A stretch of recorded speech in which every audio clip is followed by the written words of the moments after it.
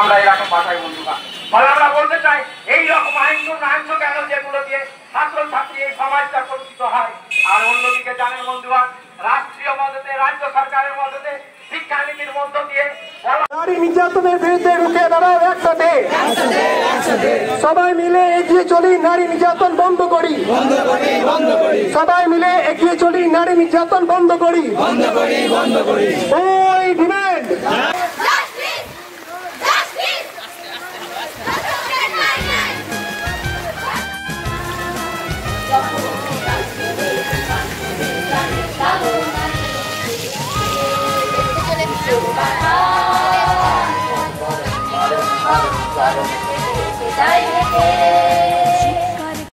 Junior doctor ছাত্র ছাত্রীরা প্রত্যেকদিন বৃষ্টির মধ্যে আন্দোলন করছে।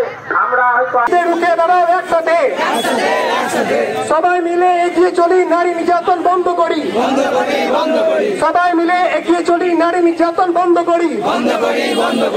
ওই ডিমান্ড, ওই ডিমান্ড, ওই ডিমান্ড।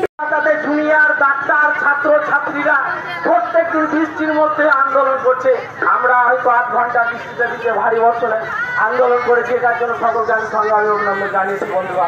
ফলে আগামী দিনে যাতে এইরকম ঘটনা রাস্তার জন্য ঘটনা না ঘটে তার জন্য আমি সকলের কাছে আমি এটা আবেদন করবো যে আপনারাও যাতে নির্বাচন করেন একটু বিবেচনা করবেন। কারণ এই দেশে ক্ষুদিরামের একটা কথা আছে, ভগৎ সিং এর অনেক কথা আছে বন্ধুগণ, যে আমরা দেশটা স্বাধীন করে দিলাম, তোমরা এই দেশটাকে